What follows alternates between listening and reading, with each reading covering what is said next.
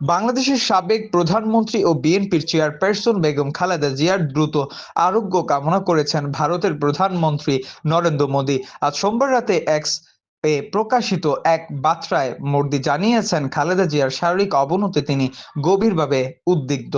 তিনি বলেন, বেগম খালেদা জিয়ার শারীরিক অবস্থা সম্পর্কে জানতে পেরে আমরা গভীরভাবে উদ্বিগ্ন। তিনি বাংলাদেশের জনগণের জন্য বহু বছর কাজ করেছেন। তার দ্রুত আরোগ্য কামনা করি। প্রয়োজনে ভারতের পক্ষ থেকে সম্ভাব্য সব সহযোগিতা দেওয়া হবে। এরই মধ্যে এক সপ্তাহেরও বেশি সময় ধরে রাজধানীর এভার কেয়ার হাসপাতালে চিকিৎসাধীন খালেদা জিয়াকে গতকাল ভ্যালেন্টিশনে নেওয়া হয়েছে। বিএনপির নেতারা জানিয়েছেন, তার অবস্থা এখন খুব ক্রিটিক্যাল অবস্থায় রয়েছে। প্রায় ৮০ বছর বয়সী বেগম খালেদা জিয়া হৃদরোগ, লিভার সিরোসিস, ডায়াবেটিস সহ নানা জটিল রোগে ভুগছেন।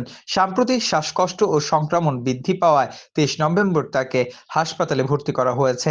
এবছরের জানুয়ারি থেকে মে পর্যন্ত উন্নত চিকিৎসার জন্য তিনি লন্ডনে অবস্থান করেন। দেশে ফেরার পর বারবার শারীরিক জটিলতা দেখা দেওয়ায় তাকে হাসপাতালে যেতে হচ্ছে।